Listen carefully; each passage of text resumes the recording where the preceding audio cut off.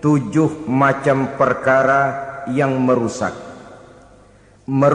akidah dan keimanan, merusak amal perbuatan yang sudah kita kerjakan, merusak sendi-sendi kehidupan sosial, pendek kata merusak segala hal di dalam kehidupan kita.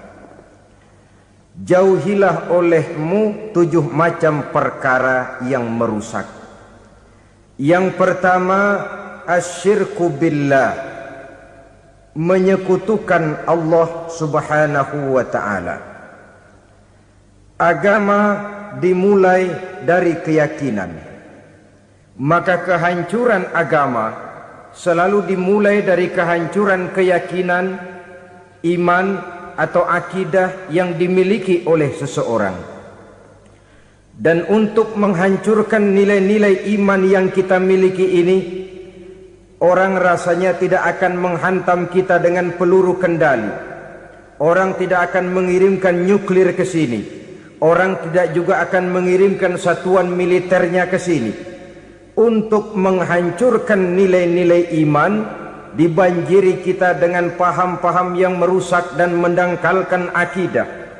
Baik ia bernama materialisme, baik ia bernama sekularisme, baik ia bernama banjirnya maksiat dan munkarat, baik ia bernama banjirnya peradaban dan kebudayaan yang menghancurkan moral daripada anak-anak kita, sedikit demi sedikit melenturkan dan melunturkan nilai-nilai keimanan kita, untuk kemudian pada waktunya nilai iman itu akan bertukar dan berganti menjadi nilai syirik kepada Allah subhanahu wa ta'ala. Atau pada sisi lain, menjadikan yang selain Allah sebagai tujuan akhir daripada kehidupan kita. Sedangkan kita sama-sama maklum bahwa di dalam pandangan agama Islam, dosa yang tidak berampun, dosa yang terbesar, termasuk dalam kategori bapak moyangnya dosa, tidak lain adalah syirik, yakni menyekutukan Allah subhanahu wa ta'ala. Pola penghancuran iman ini memang berstrategi. Ditawarkan kita kepada paham materialisme, paham kebendaan, di mana otak menempati urutan sebagai ranking pertama, Tuhan jatuh pada urutan kedua. Lalu menyusul kepada paham sekularisme, Allah dipisahkan dari seluruh kegiatan hidup ini, untuk pada gilirannya menjadikan yang selain Allah sebagai tujuan akhir daripada seluruh kegiatan hidup kita. Oleh karenanya, kewajiban menjaga nilai-nilai iman ini merupakan kewajiban yang mulia tetapi berat. Tidak hanya untuk kita, tetapi juga bagaimana mewariskannya kepada anak-anak kita, generasi yang akan datang. Orang-orang tua bijaksana yang diceritakan di dalam Al-Quran, kalau sudah berpikir tentang anak-anaknya, pertanyaan yang paling mereka risaukan ialah, ma ta'buduna min ba'di. Anakku, kalau pada satu saat aku, ayahmu sudah tidak ada lagi di dunia ini, meninggalkan kamu semua, ma ta'buduna min ba'di, apa yang akan kamu sembah nak? Jikalau sekarang ayahmu masih mau ke masjid, masih mau melakukan rukuk dan sujud, masih beribadah menyembah Allah subhanahu wa ta'ala, kalau orang tuamu sudah tidak ada, ma ta'buduna min ba'di, masihkah engkau mau datang ke masjid? Masihkah engkau mau rukuk dan sujud? Masihkah engkau mau menyembah Allah subhanahu wa ta'ala? Pertanyaan ini yang dipikirkan oleh Nabi Yakub kepada putra-putranya. Pertanyaan ini yang diteruskan oleh Nabi Ibrahim kepada anak-anaknya. Pertanyaan ini yang diwariskan oleh generasi ulama'us salafus saleh kepada para generasi berikutnya. Bagaimana kita generasi sekarang? Kita orang-orang tua sekarang bukan berfikir ma ta'buduna min ba'di, malah yang kita fikirkan ma ta'kuluna min ba'di. Kalau bapak tidak ada nanti kamu makan apa nak? Perkara kamu nyembah apa urusan nomor 18. Yang penting kamu nanti hidup bisa makan, nak. Maka kita sibuk mewariskan harta kepada anak-anak kita. Kita sibuk mewariskan kebun dan tanah kepada anak-anak kita. Kita sibuk mewariskan pabrik kepada anak-anak kita, sementara kita lupa mewariskan intan yang paling mahal, mewariskan mutiara yang paling berharga, yaitu nilai iman kepada Allah Subhanahu wa ta'ala. Alangkah baiknya apabila warisan harta, warisan tanah dan kebun, warisan rumah dan pabrik didasari lebih dahulu dengan mewariskan nilai iman kepada Allah Subhanahu wa ta'ala. Sebagai orang-orang tua, kita boleh bersedih kalau anak kita tidak mengerti komputer. Kita boleh bersedih kalau anak kita tidak mengerti matematika. Kita boleh bersedih kalau anak kita tidak mengerti bahasa Inggris. Tapi sewajarnya lebih bersedihlah kita orang tua jikalau mempunyai anak yang tidak kenal Allah sebagai Tuhannya, yang kemudian tidak mau rukuk dan sujud kepada Allah Tuhannya. Itulah kemalangan yang paling malang bila kita meninggalkan generasi yang tidak bertauhid kepada Allah Subhanahu wa ta'ala. Betapapun anak kita tidak ngerti komputer, saudara, paling-paling kerugiannya cuma kerugian dunia. Masuk dia ke alam barzakh, munkar nakir tidak akan sempat tanya kau belajar komputer apa tidak. Kumpul dia di padang mahsyar, malaikat juga tidak akan tanya matematikamu nilainya berapa. Yang ditanya kau kenal Allah, kau rukuk dan sujud kepadanya, kau pernah datang ke masjid. Oleh karena itu sekali lagi, menjaga nilai iman tidak hanya untuk kita, tetapi juga mewariskannya kepada anak-anak kita, generasi yang akan datang. Sungguh kemalangan yang paling besar apabila kita meninggalkan anak-anak kita. Mereka kita tinggalkan lemah ekonominya, itu tidak baik. Mereka kita tinggalkan lemah otaknya, itu pun akan membuat mereka tertinggal oleh yang lain. Tapi yang paling celaka, jikalau kita tinggalkan mereka dalam kondisi lemah imannya, rapuh akidahnya, tidak baik dan tidak betul keyakinan hidupnya. Oleh karena itu Nabi berpesan, jauhilah 7 perkara yang merusak. Yang pertama, syirik kepada Allah Subhanahu wa ta'ala. Menyekutukan Allah baik dalam ucapan, dalam keyakinan ataupun dalam perbuatan. Ini perkara pertama yang termasuk 7 perusak besar di dalam kehidupan.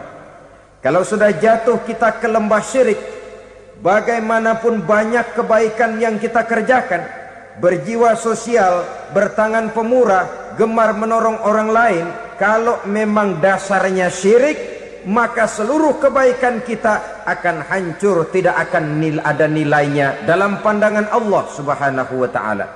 Dalam pandangan manusia mungkin kita dicatat sebagai orang sosial, gemar menolong orang lain, tidak berpangku tangan melihat orang yang mendapat kesulitan. Tapi oleh karena dasarnya syirik, dasarnya tidak mentauhidkan Allah, maka seluruh nilai kebaikan yang kita kerjakan tidak akan ada nilainya dalam pandangan Allah Subhanahu wa ta'ala. Maka jagalah iman kita, jangan sampai dihinggapi penyakit syirik yang bagaimana kecilnya sekalipun. Sekali lagi, baik syirik dalam bentuk ucapan, syirik dalam bentuk keyakinan, sampai kepada syirik dalam bentuk perbuatan, kita berhindar kepada sifat-sifat yang sedemikian itu. Karena apa? Dalam satu ayat Quran Allah Subhanahu wa ta'ala menjelaskan, innallaha la yaghfiru ayyushraka bih wa yaghfiru ma duna dzalika liman yasha. Allah tidak akan memberi ampun kepada orang-orang yang menyekutukannya, tapi Allah masih mau memberikan ampun kepada dosa-dosa yang selain itu bagi orang-orang yang dikehendakinya. Dosa selain syirik, apabila kita bertaubat, Allah masih mau mengampuni. Tapi kalau sudah jatuh ke tempat syirik, itu sudah dosa yang tidak berampun. Taubatnya tidak lain melepas syirik, kembali kepada tauhid, berkeyakinan bahwa hanya ada Allah Subhanahu wa ta'ala, Tuhan satu-satunya, yang lam yalid walam yulad walam yakul lahu kufuwan ahad. Tidak beranak, tidak pula diperanakkan, dan tidak satu pun yang dapat menyerupai Tuhan Allah Subhanahu wa ta'ala. Saudara-saudara kaum muslimin rahimakumullah, bahwa kita di zaman sekarang memang tidak menyembah berhala, ya. Bahwa kita tidak berterang-terangan mengatakan Tuhan lebih dari satu, memang. Bahwa kita tidak berkeyakinan Tuhan itu punya anak atau diperanakkan, tentu. Tapi dalam perbuatan dan i'tiqad, kita kadang-kadang jatuh tanpa kita sadari ke tempat yang bernama syirik ini. Oleh karenanya, di zaman di mana teknologi makin canggih, di mana kemajuan pembangunan makin menjangkau berbagai aspek kehidupan, diperlukan keseimbangan antara kemajuan fisik material dengan kemajuan mental spiritual. Apabila tidak ada keseimbangan, yang terwujud tentulah kepincangan, yang diawali dengan pincangnya cara kita berpikir, sehingga pada akhirnya akan mengarah kepada pincangnya cara kita berbuat dan bertindak di dalam kehidupan kita. Oleh karena itu Nabi berpesan, jauhilah sifat syirik, karena syirik merupakan dosa yang teramat besar. Ini sifat merusak yang pertama. Yang kedua, kata Nabi, wasihra, jauhilah sihir. Sihir ini juga termasuk perkara yang merusak kehidupan. Kita semua sama-sama maklum bahwa sihir sebenarnya bukan persoalan baru. Sejak sebelum datang Islam, sihir itu sudah ada. Di zaman Yunani kuno, sihir ada. Di zaman Mesir kuno, di zaman Cina kuno, dan yang lain-lain yang serba kuno, sihir itu sudah ada. Bahkan para nabi pun, para rasul yang diutus oleh Allah Subhanahu wa ta'ala, senantiasa berhadapan dengan ahli-ahli sihir untuk menguji kebenaran dari misi yang mereka bawa. Sihir adalah perbuatan di luar kebiasaan yang bisa dikerjakan oleh ahlinya dengan bantuan jin atau setan. Hukum mempelajari sihir adalah haram, mengamalkannya lebih haram lagi. Sebab itu saudara-saudara, sihir merupakan perbuatan merusak yang harus kita jauhi. Ciri-ciri daripada perbuatan sihir, pertama, ia mengandung tipuan, bayangan khayal. Di zaman Nabi Musa misalnya, orang melihat tambang-tambang itu seperti ular. Nabi Musa melayangkan tongkatnya menjadi ular-ular besar yang memakan ular-ular kecil ciptaan tukang-tukang sihir Fir'aun tadi. Lalu sihir bisa terjadi dengan bantuan jin kafir atau setan. Kemudian ciri yang ketiga, sifatnya halus dan tersembunyi. Taruh kata ada seorang ahli sihir yang mempergunakan ayat-ayat Quran sebagai jompa-jampe, sebagai baca-bacaan, itu cuma sekedar kedok. Tujuannya tidak lain menjadikan agama sebagai ketok untuk membenarkan cara yang dimurkai oleh Allah Subhanahu wa ta'ala. Satu hadis yang diriwayatkan oleh Imam Bazar dan Tabrani, Nabi berpesan, laisa minna man tatayyara lahu au takahhana au tukuhhina lahu au sahira lahu. Tidak termasuk ke dalam golonganku, kata Nabi. Tidak termasuk umatku. Siapa mereka? Man tatayyara lahu, orang yang bertatoyur. Apa tatoyur itu? Dari kalimat toyaro, artinya terbang. Toir biasa diartikan dengan burung. Tatoyaro percaya kepada suara-suara burung. Man tatayyara lahu, mempercayai, meyakini dengan benar-benar kepada suara beburungan. Kan suka ada itu, nah bunyi burung tuh, maling liwat. Maling liwat. Burung bunyi, maling liwat. Itu termasuk tatoyaro lahu, percaya kepada suara burung. Kan aneh kalau suara orang nggak dipercaya, suara burung malah dipercaya. Ada ustadz ceramah, kiai ngaji, nggak mau didengerin, burung dengerin bener. Nah, suaranya dari sebelah mana? Belah kulon. Nah, itu tandanya ano. Habis dihitung-hitung. Itu termasuk tatoyaro lahu. Au takahana, atau bertenung, au tukuhina, atau minta ditenungkan, au sahirolahu, atau melakukan perbuatan sihir, atau minta disihirkan.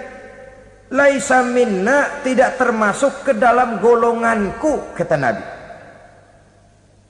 Sehingga dengan demikian saudara-saudara, menghadapi sihir dengan sihir sekalipun termasuk perbuatan yang tidak diajarkan oleh agama.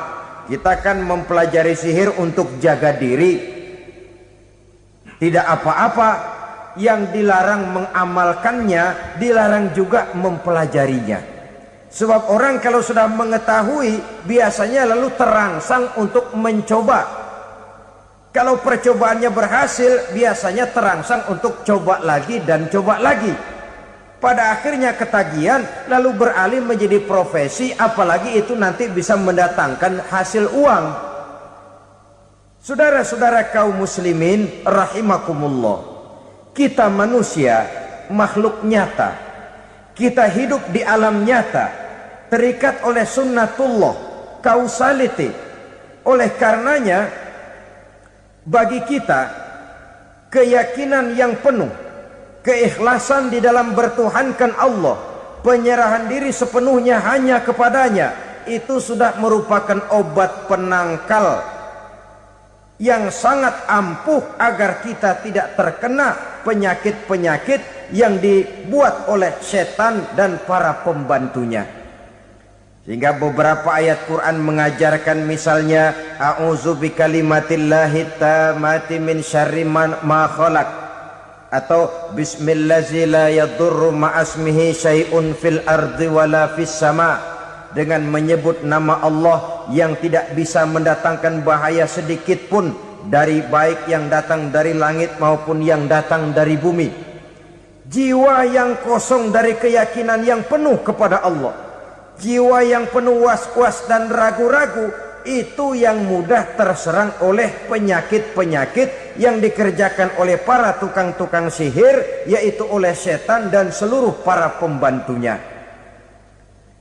Kemudian hadis kedua yang diriwayatkan oleh Imam Ibnu Hibban, Nabi bersabda, la yadkhulul jannata mudminu khamrin wala mu'minu bisihrin wala qati'u rahmin. Tidak masuk sorga. Ini Nabi yang bilang, tidak masuk sorga. Siapa itu? Pertama, mudminu khamrin, orang yang berkekalan dalam mabuk. Selalu mudminun itu sudah menjadi perbuatan rutinnya, tidak kapok-kapoknya, teler seumur hidup. Mudminu khamrin, tidak masuk surga orang yang selalu bermabuk-mabukan. Yang kedua, wala mu'minu bisihrin, orang mukmin tapi main sihir. Ini juga oleh Nabi diperingatkan, tidak akan masuk surga orang mukmin tapi suka main sihir. Wala qati'u rahmin, dan tidak juga orang yang memutuskan silaturahmi. Tiga macam manusia yang diperingatkan Nabi tidak akan masuk surga: orang yang selalu mabuk, orang mukmin yang main sihir, dan orang yang memutuskan silaturahmi. Saudara-saudara kaum muslimin rahimakumullah. Lalu orang berkata, kenapa dilarang kita bersihir? Padahal Rasul sendiri kan punya mukjizat. Nah, kita memang harus membedakan antara mukjizat dengan sihir. Dalam kehidupan agama kita kenal ada yang namanya mukjizat, Ada yang namanya karomah atau keramat biasa diucapkan. Ada yang namanya maunah. Ada yang namanya irhas. Ada juga yang namanya sihir. Kesemuanya ini berbeda, saudara-saudara. Yang dinamakan mukjizat itu khusus untuk para rasul saja. Satu kejadian luar biasa yang terjadi dilakukan oleh rasul atas izin dari Allah Subhanahu wa taala. Perbedaannya dengan sihir jelas. Sihir dari setan, mukjizat dari Allah. Sihir bisa dipelajari, mukjizat tidak. Sihir umumnya untuk maksud-maksud yang tidak baik, sedangkan mukjizat untuk memperkuat kebenaran yang disampaikan oleh para rasul dan ditentang oleh umatnya. Bahkan kafir Quraisy dahulu menganggap orang-orang ahli sihir itu berada dalam satu posisi yang hina, sehingga mereka mengatakan dan menuduh Nabi Muhammad sebagai tukang sihir. Tuduhan sebagai tukang sihir adalah tuduhan yang sangat aib dan hina. Di tengah masyarakat kufar jahiliyah, kedudukan tukang sihir dipandang sebagai kedudukan yang hina, sehingga mereka mengejek Nabi dengan sebutan tukang sihir. Jadi mukjizat hanya untuk Rasul saja. Kemudian karomah. Karomah ini asal kata dari karoma, kehormatan, kemuliaan yang diberikan Allah kepada hamba-hambanya yang rajin mendekatkan diri kepadanya. Oleh karena ketekunannya melaksanakan ibadah, Allah memberikan keistimewaan kepada orang itu, yang dengan keistimewaannya dia bisa mengerjakan yang tidak bisa dikerjakan oleh orang lain. Karomah hanya bisa dicapai dengan prestasi ibadah. Kalau sihir mau ibadah apa enggak, asal dia belajar, bersatu dan berteman dengan setan, memenuhi persyaratan-persyaratan setan, biasanya lalu bisa. Sedangkan karomah tidak mungkin terwujud tanpa orang mendekatkan diri sedekat-dekatnya kepada Allah Subhanahu wa ta'ala. Maka kita lihat biasanya orang-orang yang punya ilmu sihir, mukanya rata-rata nggak enak dilihat. Kumuh, jauh dari air wudhu, jauh dari sujud kepada Allah, malah berteman dengan setan, menjadi pelayan-pelayannya setan. Saudara-saudara, adapun maunah, keistimewaan yang diberikan Allah kepada hamba-hambanya yang belum sampai kepada tingkat wali, tapi orang itu lebih banyak kebaikannya daripada kesalahannya. Umpamanya, saudara jalan bertiga di pinggir jalan, saudara ada pada posisi di tengah, lalu bertiga ini ketabrak mobil. Menurut perhitungan saudara mati lebih dahulu. Tapi terjadi hal yang aneh, dua teman saudara mati, saudara malah cuma luka dan lecet sedikit saja. Apa itu? Kalau kita lebih banyak kebaikannya daripada kesalahannya, itu yang dinamakan maunah, pertolongan yang diberikan Allah kepada hamba-hambanya yang lebih banyak kebaikannya daripada kesalahannya. Sedangkan yang dinamakan irhas, kejadian luar biasa pada diri seseorang pada waktu dia masih kecil, yang menunjukkan tanda-tanda keistimewaannya. Itu umumnya pada para nabi pada usia kecilnya sudah ada irhas, tanda-tanda istimewa. Jelas baik mukjizat, karomah, maunah maupun irhas berbeda dengan sihir. Sihir ini jelas saja merupakan bantuan dan persekutuan antara manusia dengan setan. Padahal setan, kata Allah dalam Al-Quran, innahu lakum aduwwum mubin, sesungguhnya setan bagi kamu adalah musuh yang sangat jelas. Saudara-saudara kaum muslimin rahimakumullah, di zaman sekarang dalam menghadapi beban kehidupan yang makin pelik, menghadapi stres yang tidak kunjung selesai, menghadapi persoalan-persoalan yang teramat berat, orang sering mencari jalan keluar kepada hal-hal yang menurut pendapatnya bisa meringankan beban moralnya itu. Pergilah dia mencari sesuatu yang dapat meringankan bebannya. Dan tidak jarang yang jatuh ke pangkuan tukang-tukang tenung, ke pangkuan tukang-tukang sihir, yang mereka itu oleh Quran dijelaskan kadzabal munajjimun walau sodaku. Tukang-tukang tenung, tukang-tukang sihir, mereka itu bohong walaupun benar. Maksudnya bohong walaupun benar artinya kalau yang mereka kerjakan benar itu sih kebenaran. Benar dengan kebenaran itu lain. Kebenaran, kebetulan bisa, tapi tidak untuk selalu. Apalagi kalau itu sudah membahayakan kehidupan orang lain. Jadi oleh karena itu Nabi berpesan jauhilah daripada sihir. Kalau sudah jauhilah dari sihir artinya ya jauhilah daripada mempelajarinya, jauhilah daripada bergaul dengan orang-orang yang ahli di bidang itu, karena dari pergaulan segalanya bisa menular. Baiklah saudara, ini yang kedua. Yang ketiga pesan Nabi, wa qatlan nafsil lati harramallahu illa bil haq.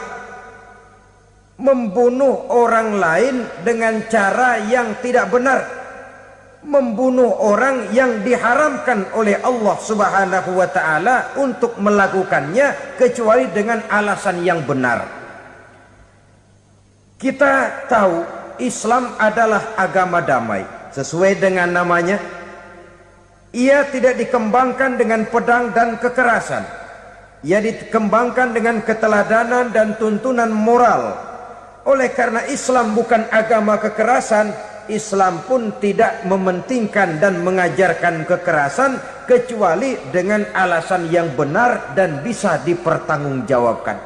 Membunuh dengan sengaja, menghilangkan nyawa orang lain tanpa alasan yang bisa dibenarkan adalah merupakan dosa besar dan satu di antara 7 perkara yang bisa mendatangkan kerusakan dalam kehidupan dan yang hendaknya harus kita jauhi.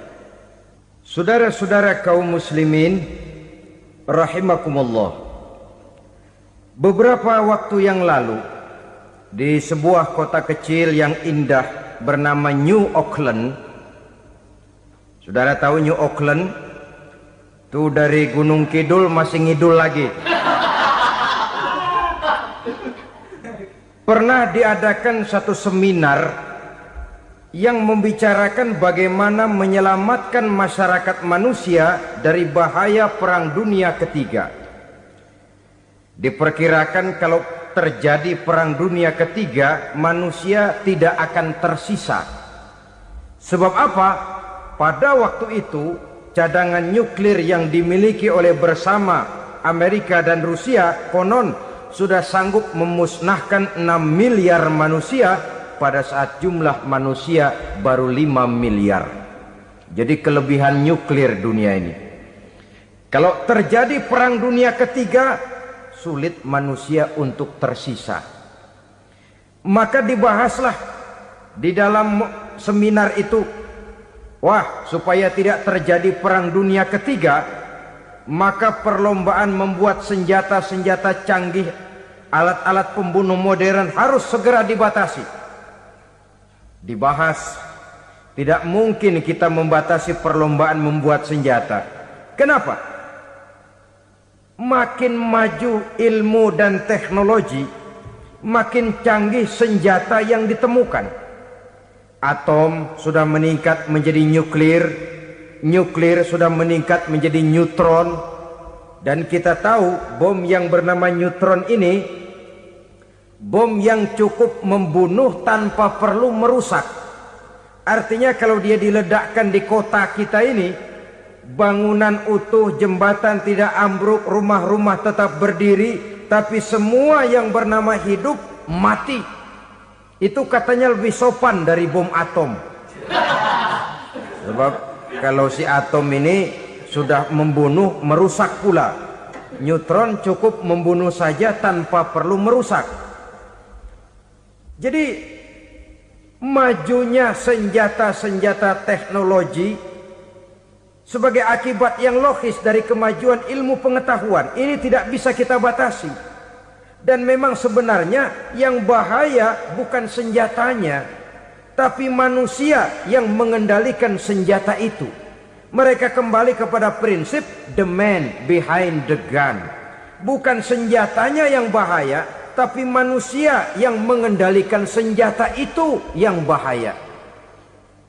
Walaupun senjatanya modern, katakanlah model M16 umpamanya, kalau yang mengendalikannya orang beriman, insya Allah aman. Tapi biar megang cuma senapan angin, kalau yang megang orang brutal, ngeri kita deket-deket. Apalagi kalau memang bukan ahlinya menggunakan senjata, bisa ngeker kaki kena jidat.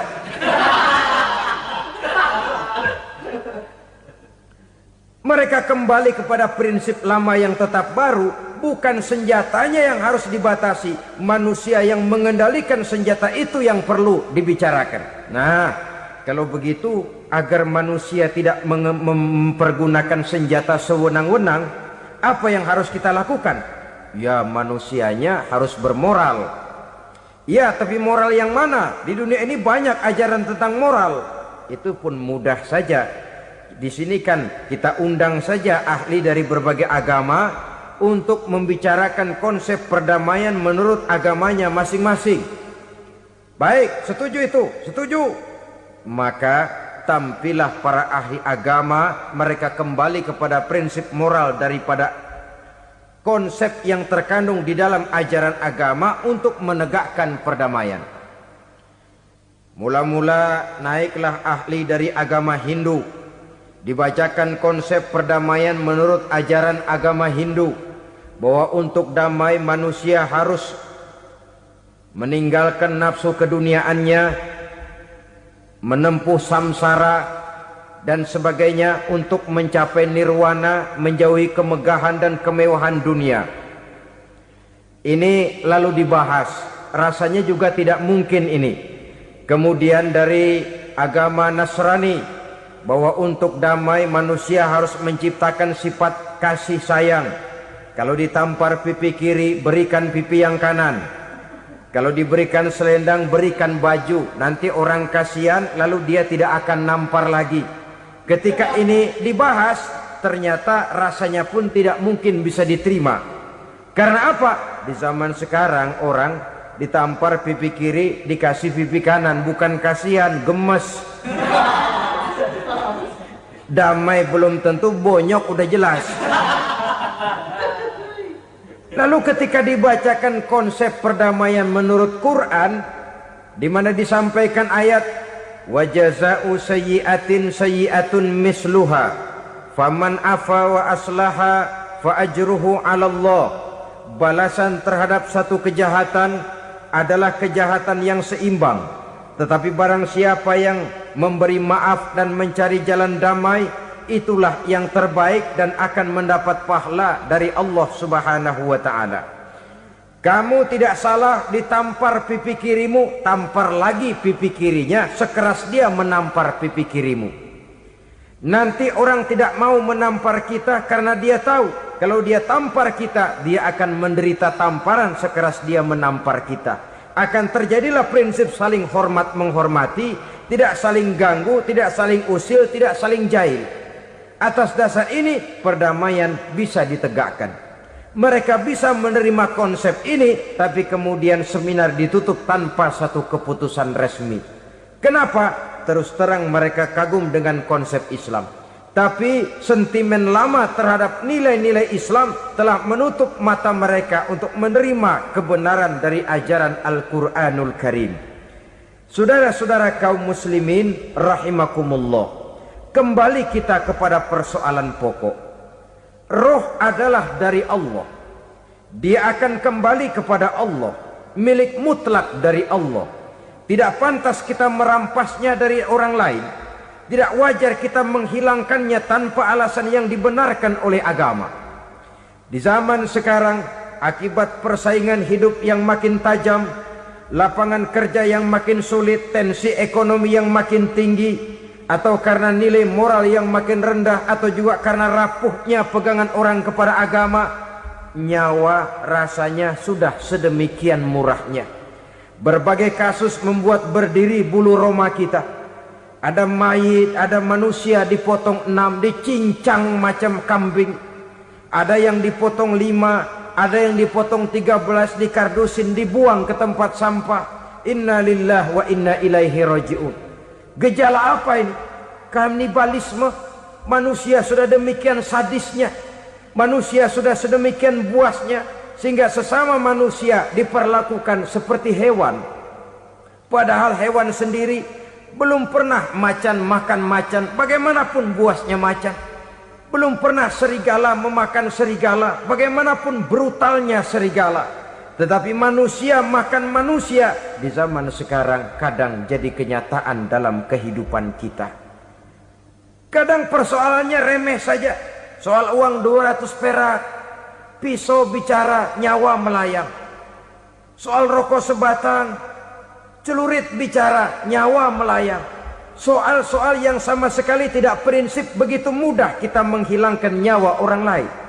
Padahal Nabi pernah memperingatkan, apabila dua orang muslim sudah berkelahi dan berbunuh-bunuhan, al-qatil wal maktul finnar, yang membunuh dan yang terbunuh dua-duanya neraka. Sahabat heran, ya Rasul, kalau yang terbunuh, kalau yang membunuh masuk neraka itu sih wajar, tapi yang terbunuh kenapa neraka juga? Beliau menjawab, dua-duanya sudah punya niat untuk saling membunuh. Niatnya itu yang diponten. Yang terbunuh cuman lagi apes aja, keduluan dia. Umpama tidak terbunuh, pasti dia yang akan membunuh. Oleh karenanya al-qatil wal maktul, yang membunuh dan yang dibunuh finnar, dua-duanya masuk ke dalam neraka. Islam menghormati kehidupan, tidak hanya terbatas kepada sesama muslim.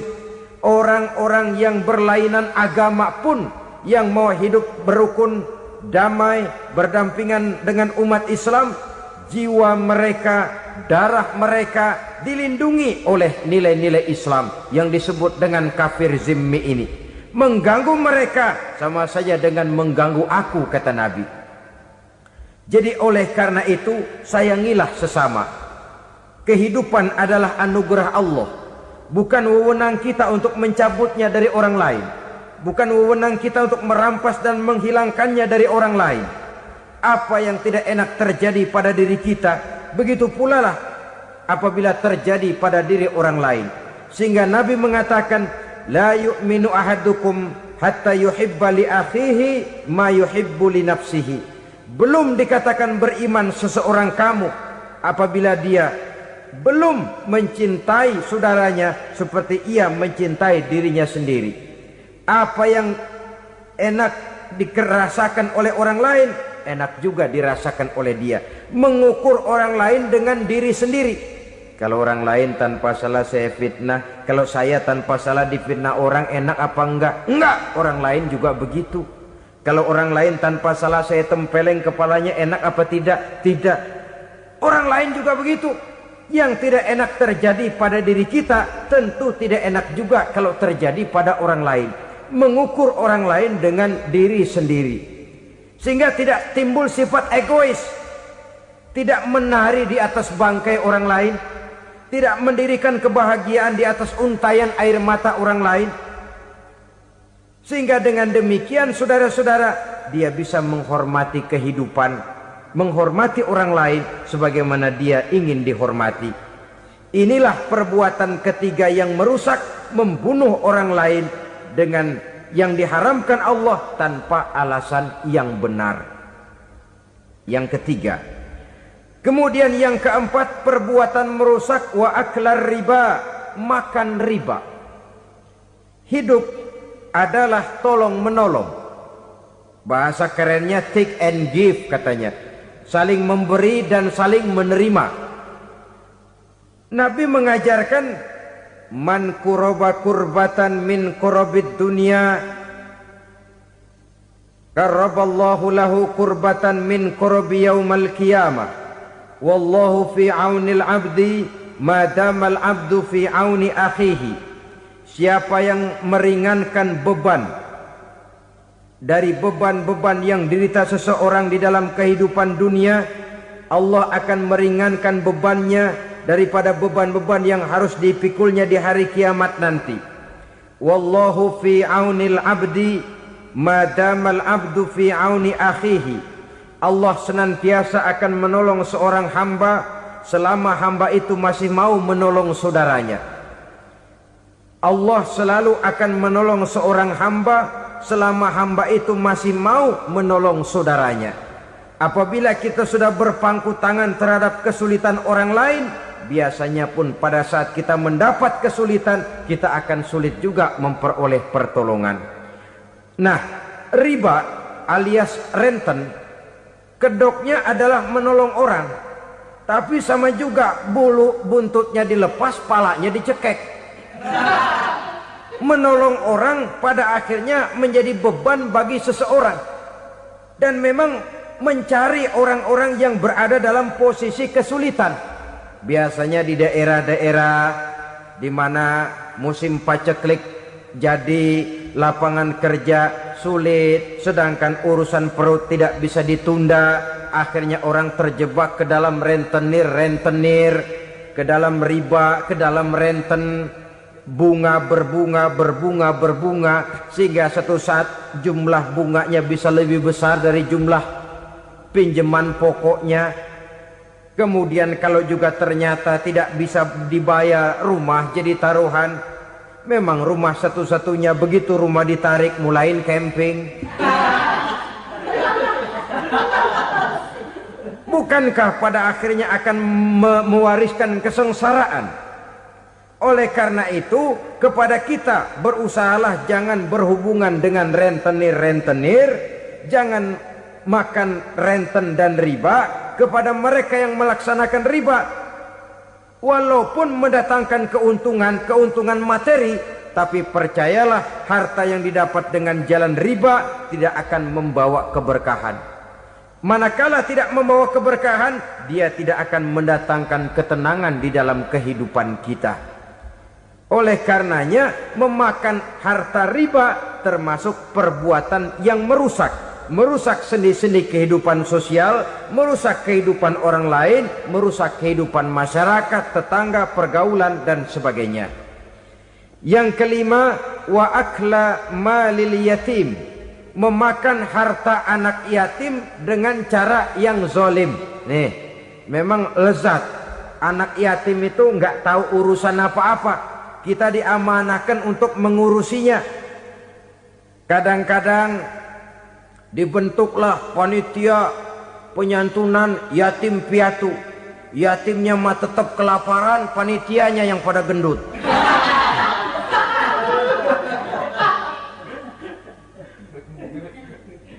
Padahal memakan harta anak yatim termasuk perbuatan dosa besar. Dan menjantuni yatim merupakan perbuatan mulia.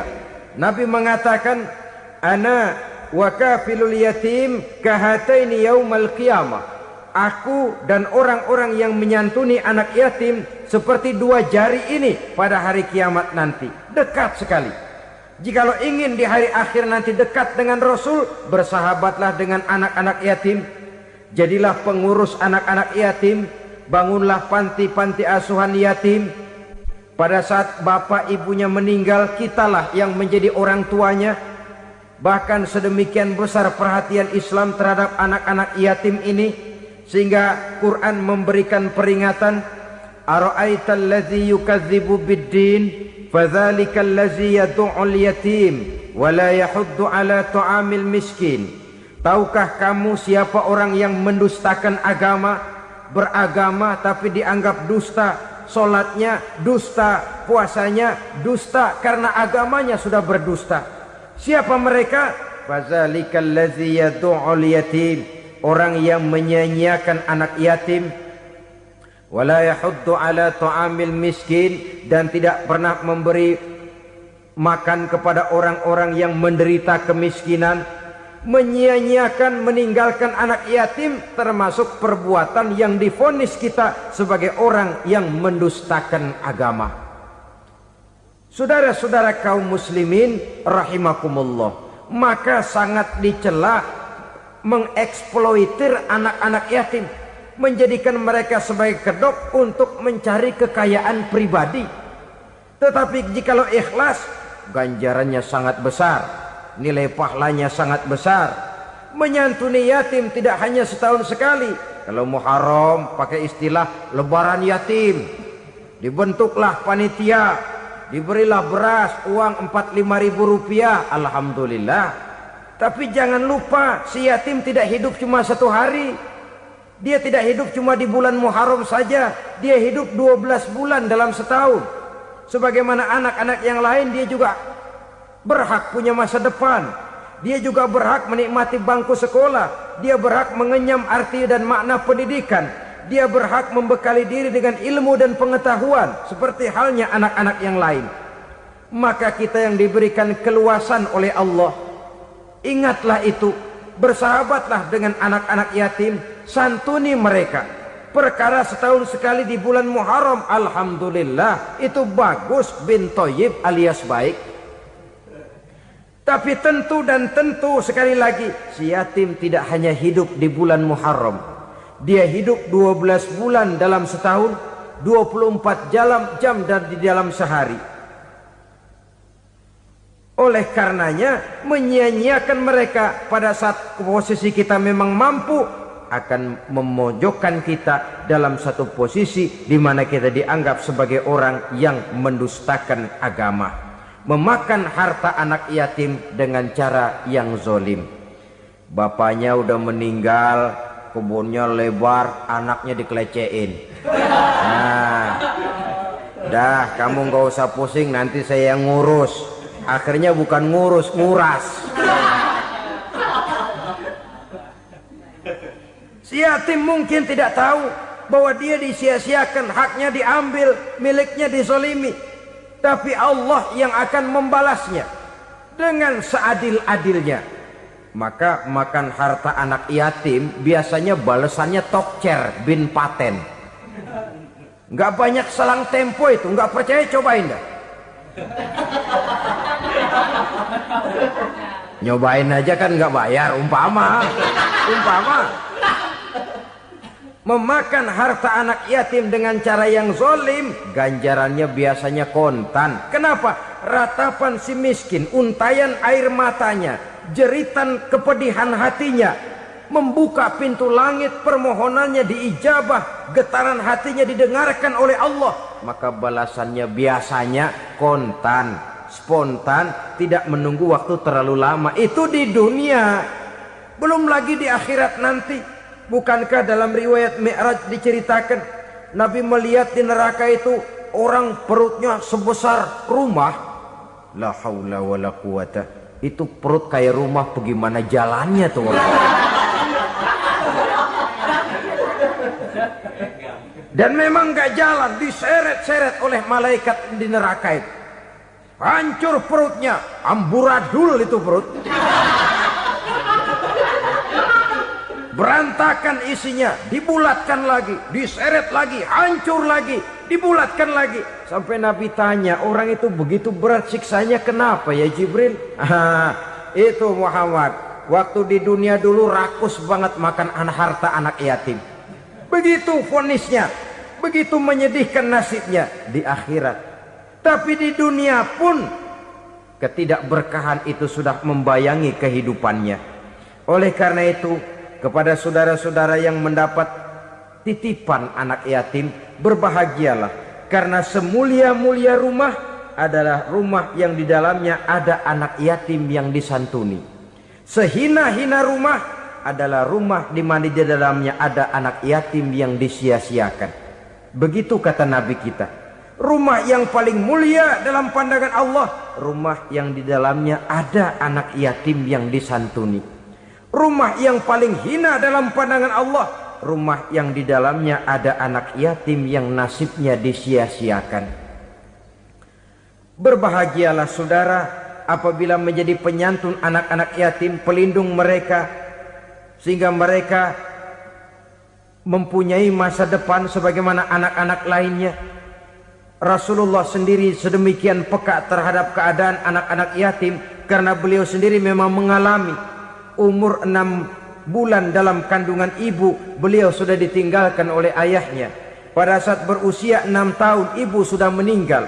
Yatim piatu dalam usia di mana beliau sedang perlu belas kasih seorang ibu dan pengertian seorang bapak. Kepekaan itu lalu timbul, bahkan kemudian sampai kepada beliau berkata, aku dan orang yang menyantuni anak yatim seperti jari tengah dan jari telunjuk di hari akhirat nanti. Sedemikian dekatnya.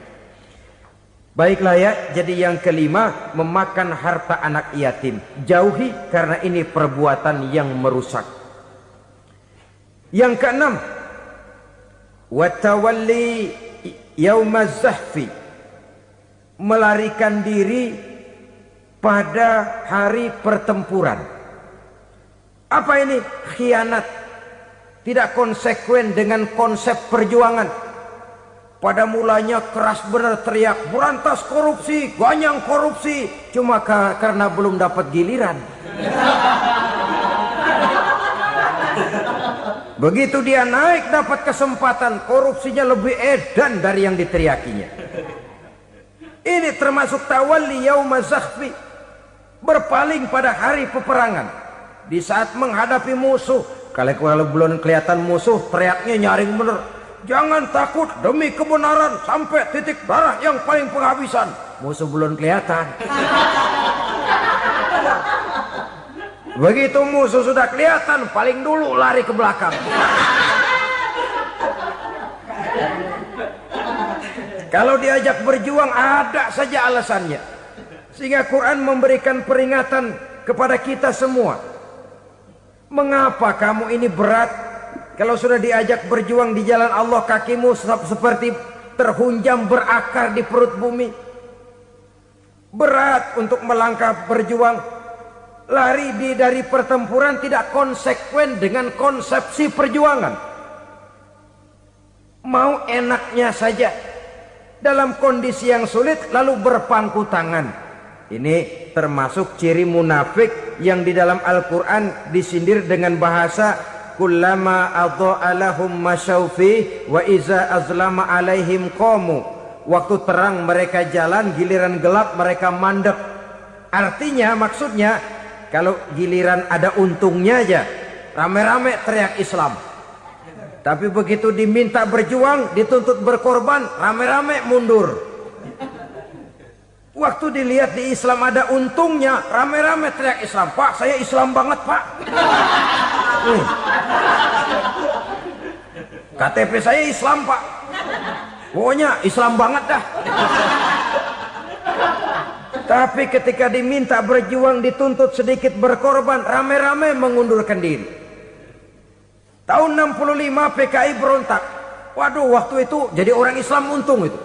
Nggak dikejar-kejar, aman. Masjid rame, mobil-mobil mewah parkir di depan musola dan masjid. Kenapa? Waktu itu asal udah ke masjid aman. Islam selamat, untung. Tapi begitu keadaan aman, yang parkir di musola sepeda butut melulu.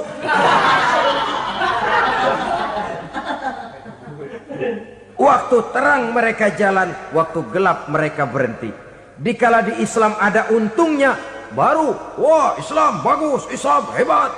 Tapi waktu dilihat ada kerugian, jangan bawa-bawa Islam dah. Jangan bicara soal Islam, ini kan bukan soal agama. Bukan soal agama. La haula wa la quwata illa billah. Beragama kita ambil talfik fid din, mengambil yang enteng-enteng saja dalam urusan beragama ini. Tidak konsekuen kita dengan Islam kita. Seolah kita mau memilih mana yang terasa cocok sama selera kita, kita teriak Islam. Beratan aja dikit, rame-rame berpaling. Itu termasuk tawalli yaumaz zahfi. Para pengkhianat, mental-mental hipokrit yang tidak mau konsekuen menghadapi segala bahaya. itu termasuk perbuatan yang merusak. Kenapa? Kalau cuma dia saja yang lari, mungkin tidak jadi soal. Tapi larinya ini akan mempengaruhi orang lain. Nah, pengaruhnya itu yang dicegah. Sebab kalau satu sudah mulai lari, yang lain mulai ngelirik. Ketika yang dilirik kemudian tidak ada reaksi, dia akan ikut lari. Artinya apa? Seorang muslim harus konsekuen dengan konsep perjuangannya, dengan keyakinan keagamaannya, dan tidak memilih yang enak-enak saja di dalam kehidupan beragama. Lari dari pertempuran, bermental khianat, mengkhianati agama, merupakan satu di antara sifat yang merusak. Terakhir saudara, wa qazfal muhsanatil ghafilatil mu'minat, menuduh perempuan baik-baik yang tidak tahu menau tentang tuduhan yang dituduhkan kepadanya, menuduh perempuan mukmin yang baik-baik yang tidak tahu menau tentang tuduhan yang dilakukan kepadanya. Fitnah lebih bahaya daripada pembunuhan. Orang yang tidak salah bisa hancur namanya, orang yang berniat baik bisa ambruk perjuangannya oleh karena fitnah. Sehingga dikatakan al-fitnatu asyaddu minal qatli. Fitnah lebih bahaya daripada pembunuhan. Maka memfitnah ini termasuk satu dosa di antara 7 hal merusak yang harus kita jauhi semampu kita, semampu-mampunya. Mengupayakan sebisa-bisanya jangan sampai terjebak ke dalam hal yang demikian. Nah, saudara-saudara, inilah saja pertemuan kali ini. Mudah-mudahan ada manfaatnya. Semoga Allah memberikan kekuatan zahir dan batin kepada kita untuk bisa menjauhi 7 perkara yang merusak ini. Selalu berusaha menyimpan sesuatu yang bisa membawa manfaat, baik untuk dirinya, untuk anak cucunya, maupun untuk keluarganya, untuk masa kini dan masa depannya. Kadang simpanan itu berbentuk uang, kadang berupa tanah, lain saat berbentuk pabrik, dan lain sebagainya. Sementara masa depan yang paling pasti adalah akhirat. Jika untuk masa depan dunia kita rela memeras keringat, membanting tulang, pergi pagi dan pulang petang, menyimpan uang, menyimpan tanah, menyimpan pabrik, pernahkah kita merenung jika satu saat kiamat datang, kita dibangkitkan dari kubur masing-masing, berdiri di padang mahsyar untuk mempertanggungjawabkan seluruh kegiatan hidup kita di dunia ini, lalu kita akan menuju ke alam akhirat. Sudahkah kita mempunyai simpanan untuk akhirat kita? Pada pertemuan kali ini saya ingin menyampaikan sebuah hadis di mana Rasulullah sallallahu alaihi wasallam bersabda, arba'un min kanzil jannah. Simpanan sorga ada 4 macam.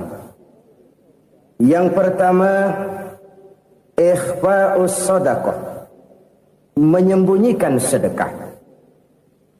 Saudara-saudara kaum muslimin, sebagaimana yang kita maklum bahwa Allah Subhanahu wa taala melebihkan sebagian rezeki dari kita terhadap yang lain. Ada yang kaya, ada yang setengah kaya, ada yang miskin, ada yang setengah miskin, dan selanjutnya. Ada yang gajinya kecil tapi penghasilannya gede. Ada yang penghasilannya gede tapi nggak punya gaji. Ada juga yang memang gajinya gede dan penghasilannya gede. Kelebihan rezeki merupakan sunnatullah dan tidak harus membuat kita merasa lebih dari yang lain. Bahkan sebaliknya, kelebihan itu harus membuat kita ringan tangan untuk menolong mereka yang memang memerlukan pertolongan. Kalau saudara diberikan ilmu, maka pertanyaan akhirat cuma satu: ilmumu kau amalkan untuk apa? Kalau saudara diberikan umur yang panjang, pengadilan akhirat juga bertanya satu: umurmu kau habiskan di mana? Tapi kalau saudara diberikan harta, pengadilan akhirat akan bertanya 2: hartamu kau dapat dari mana, kau belanjakan kemana. Dari mananya ditanya, dan kemananya juga ditanya. Oleh karena kita akan dimintakan pertanggungan jawab, maka amanah yang bernama harta ini harus kita gunakan dengan sebaik-baiknya. Ada penggunaan yang merupakan kewajiban, itu zakat namanya. Ada penggunaan yang sewaktu-waktu, itu infak namanya. Ada yang lebih sewaktu-waktu lagi, dan itu sedekah namanya. Zakat dia terikat oleh haul dan nisab, oleh putaran batas waktu dan ukuran dari harta itu sendiri. Sedangkan infak terikat oleh situasi dan kondisi perekonomian seseorang. Sedangkan sedekah tidak terikat dengan apapun. Dalam kondisi seperti apapun kita bisa melakukan sedekah dengan yang terkecil sekalipun.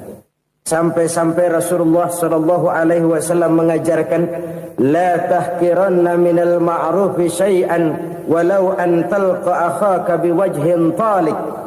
Atau ada hadis, tabassumuka fi wajhi akhika laka sedekah.